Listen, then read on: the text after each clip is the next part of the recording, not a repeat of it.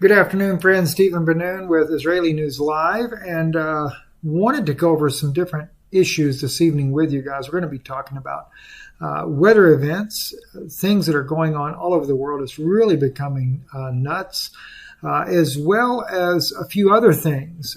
These genetically modified mosquitoes that have been released or that are planning to be released in 2021. Not just Florida, but Texas as well. Also be talking about this evening about just briefly about a young girl that was visiting, 16-year-old girl that was visiting Israel and Eilat, who was gang raped by 30 men. Supposedly these were all Israelis. There's been a lot of outcry once this story became public, and especially by different officials. But I can only imagine this. Of course, this girl was a tourist visiting Israel, and this happened to her. Then I could only imagine then what happens to these poor Palestinian girls that get caught in the same type of web of evil men, just carrying out their animalistic, predatorial horrors. So we'll be talking about that a little bit, as well as Israel's involvement in the first ever military exercises in Germany. Brother Wagner sent that to me, and there's actually, I forget which sister it was that sent me the article about this rape in Israel, but I do thank you for sending that and sharing that with me. And I want to say that was Lisa, but Lisa may have sent me the one about mosquitoes. My wife had already shared that with me earlier this morning, but thank you as well for sending that. Let's get right into this, though. These California fires, as those of you that know, Deborah Tavares and her husband Lou are in the midst of these fires that are going on in California right now. This will just kind of give you an idea of what they are dealing with, on a daily basis right now. The fires earlier today were getting very, very close. The smoke, the embers were already starting to fall on the roof of their house. So they are definitely in harm's way. And unless divine intervention steps in, this could be catastrophic for this family who has fought so hard to bring the truth out about what is going on in the world. And even these fires that are happening, how that Deborah brought out in these fires here, how that this is using a weather type weapons there. In fact, on the fires, one of the things that Deborah speaks about is the laser directed energy weapons that are used to start it. So I actually put up a little video here that shows one of these types of laser weapons here. They're talking about it here in this video here. We'll listen just for a second. Directed energy weapon system for the self-protection of land, maritime, and air platforms. It's funded by innovation funding and is at the leading edge, not just in technology, but in demonstrating the end-to-end capability and inform the UK's future procurement decisions in this area. Future procurement decision. That's the UK's version there of that particular weapon. And but as you can see, though, these fires are raging out of control. And where did all these fires? How did they just suddenly all these fires just up and pop up out of nowhere? Right? I know it's very dry in California this time of year, but what you're going to hear is a clip of a video where Deborah talks about this, and I think it was in 2018.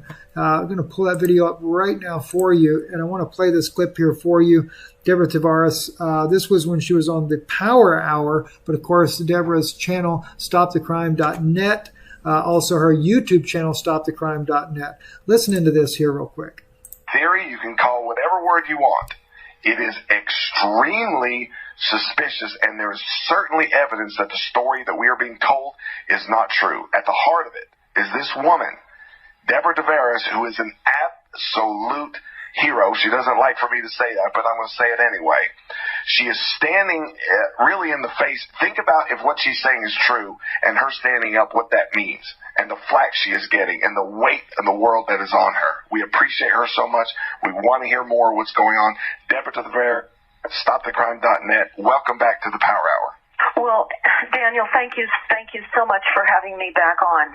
Since last speaking with you, we have gone up to Butte County, to Paradise and some of the surrounding areas that were burned as well.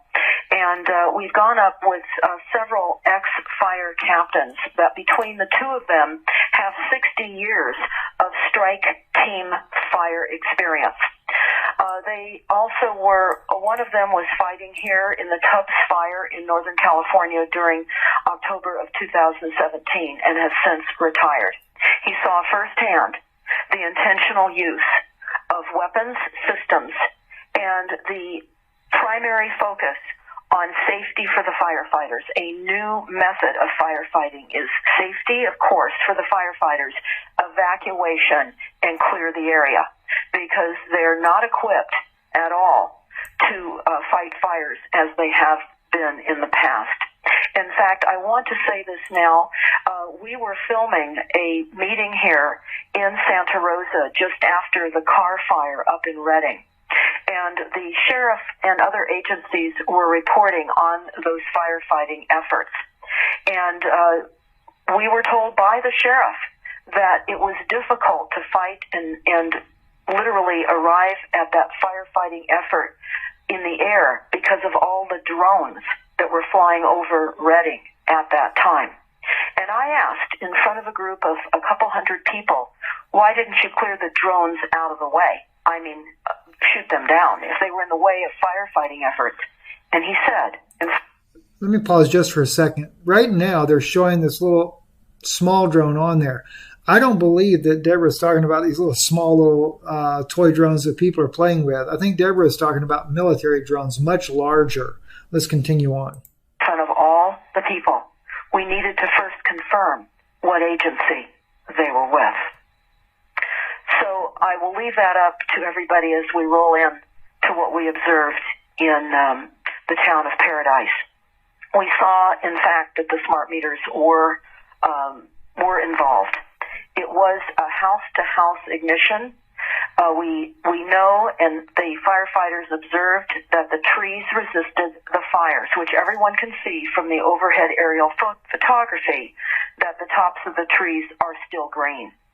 And we actually have on film in a predominantly destroyed school up in the town of Paradise, in a meter cabinet that was not singed on the exterior at all, was a blown-up smart meter inside. Now, on my other website, which I don't...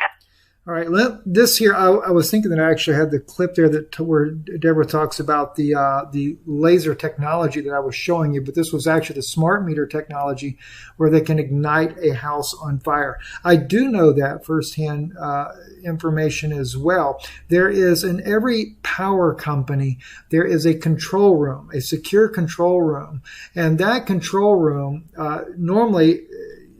there is no access to that room to anyone. It is very highly secured because the power company does have the ability to literally ignite your house on fire. I know this from years ago.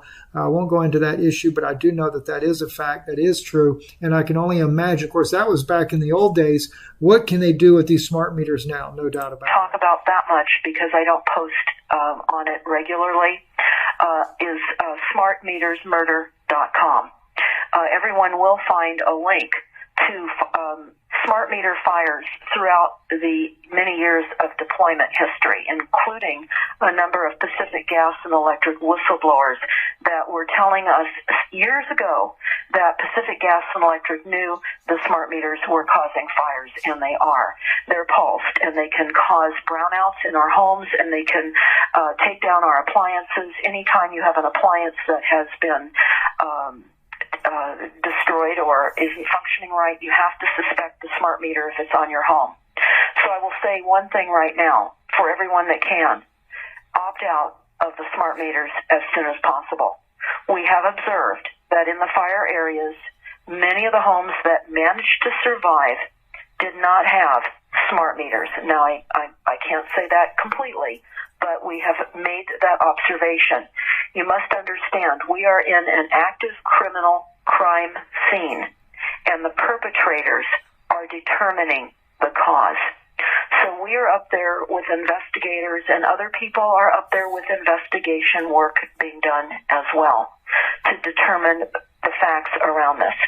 But but I want to, and it's important to understand that, of course, we know the capabilities of the weapons systems.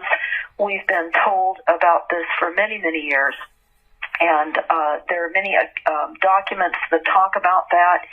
And we have the Senate report that Kucinich put forth years ago that talked about the cease and desist hopeful plan, that they wouldn't use space-based weapons and weapon systems that would cause fires.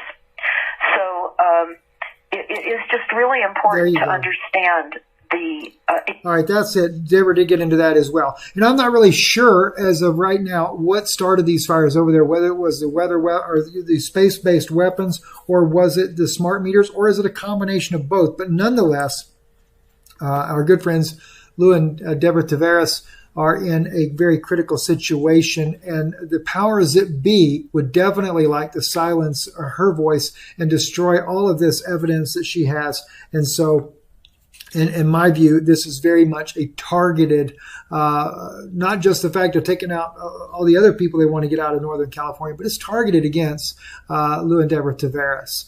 Let's move on to some other things here as well, because as I said, we're looking at all these kind of strange weather phenomena that are happening around the country, around the world, not just the country, but around the world. And right now, we have two storms that are headed to the Gulf of Mexico, both of them tropical depressions. One has already been named. It's the one this kind of beelining towards the panhandle of Florida and Alabama, Mississippi. This storm has been named Laura. That is TD13, and TD14 has not been named as far as I know of as of yet. But both these storms, very unprecedented, are to make landfall almost the same, actually the same day. And that's pretty wild. I don't know if I've seen anything like, well, maybe years ago they had one off of Baja California, two tropical storms that made landfall that also created a tremendous amount of havoc, creating, I think, a 13-foot wall of water that did a lot of destruction when the waters came out of the mountains there just out of San Diego or south of San Diego. I can remember that as a kid, but nothing like that since then. And then we have here, this is at the Antarctica. Right? Winds reaching 120 miles an hour, 200 kilometers an hour. Let me just play this clip for you here. This one kind of blew me away. I mean, hey, maybe Antarctica does get winds this high. I have no idea. But it was posted out there as unusual. Antarctica's cold enough. I can only imagine how much colder it is at 120 mile an hour winds. Totally insane, the things that are going on around the earth right now. So, but anyway, and then on top of that, if you remember the derecho storms there that had struck Jessica and her husband, I believe his name's Robert, truckers that we know that were actually in this, texted me in the middle of the night, pray for us, we're scared. And of course, it was because they were also in this derecho storm here. Tornado force winds on you in a matter of seconds. We had wind speeds of a magnitude of a strong EF1 to low EF2 tornado. Storm chaser. I heard that this was as much as 140 miles an hour. I know that at the time, Jessica was telling me that it was like 110 mile an hour winds is what they were experiencing it. But you know, most hurricanes, when they come in like that, you know, I've been in one that had right around 100 mile an hour winds at the eye wall, but the eye wall is always short lived. My wife, she was through, I haven't seen, I think 130, 140 mile an hour wind eye wall, just devastating. But you got to keep in mind, a derecho storm, it covers a wide bandwidth of land there. And that winds are not just a little small eye wall, but it was, I have no idea, maybe 100 miles wide. The devastation that was done was just unreal. And then the earthquakes. I see this earlier, and my good friend Johnny also had sent this to me probably about 5 minutes after I saw it myself. Earthquake centered near Detroit, Michigan. It was like about 5.5 miles deep, but it was actually a 3.2 earthquake, enough to shake the ground, kind of make residents wonder what was going on. So I jumped over here to the USGS survey to look at that. I saw that one there, but then I started noticing again More earthquakes down in Indonesia, 5.5 hitting Bengkulu, Indonesia, and then also another 6.9 hitting Katuba, India. And then, of course, all along the coast of California, down into Baja Peninsula, dropping all the way down to Chile, as well as in Bolivia. Bolivia getting a 4.1, and also Chile getting a 4. I believe it was a 4.1 in Chile as well. Yes, 4.1 in Chile. And, of course, Texas, up in even smaller earthquakes up there around Yellowstone, West Yellowstone, Montana.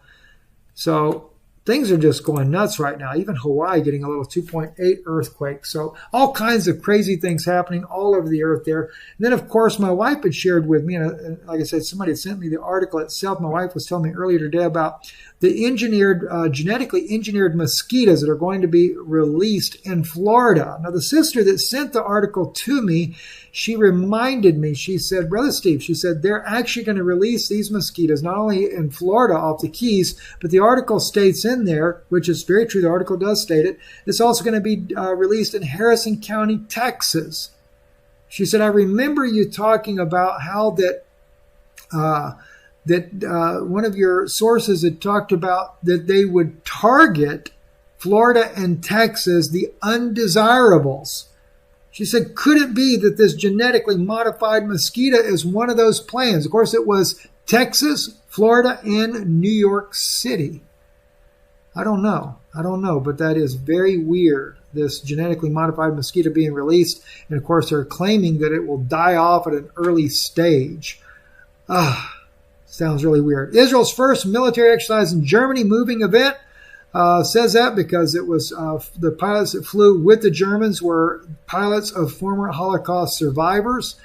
I think it's a little bit odd that this is happening, but, you just never know. I don't know exactly what the purpose is behind this, but it does seem very strange. And then, of course, coming out on Israel's Hayom, which is Israel Today, their news source there, Israeli horrified by alleged gang rape of a teenage girl by 30 men. Police arrested several suspects in the rape of a 16-year-old girl. One suspect says men lined up outside the girl's hotel room while eyewitnesses failed to intervene. That's exactly right. They failed to intervene. And they shouldn't just arrest one or two. Every single one of them needs to be prosecuted to the fullest extent that it can possibly be done. And as I said earlier, I can only imagine what has happened to many. If this happens to a tourist, and I'm not sure where the tourist is actually from, down in Eilat, Israel, imagine what happens to these young women that are Palestinians, that they are considered like less than animals or something in the eyes of many young Israelis. So it is very, very troubling to me to hear about this. And, something has got to be done about this. I know that we have a lot of going public, like Benny Gantz, all these Prime Minister Benjamin Netanyahu also tweeting about it and all acting as if they're enraged and stuff. What are they enraged about? Because it actually got publicly known? I don't know. But anyway, it's a sad day to hear this type of information. I'm Steve Ben-Nun. You're watching Israeli News Live. Good afternoon.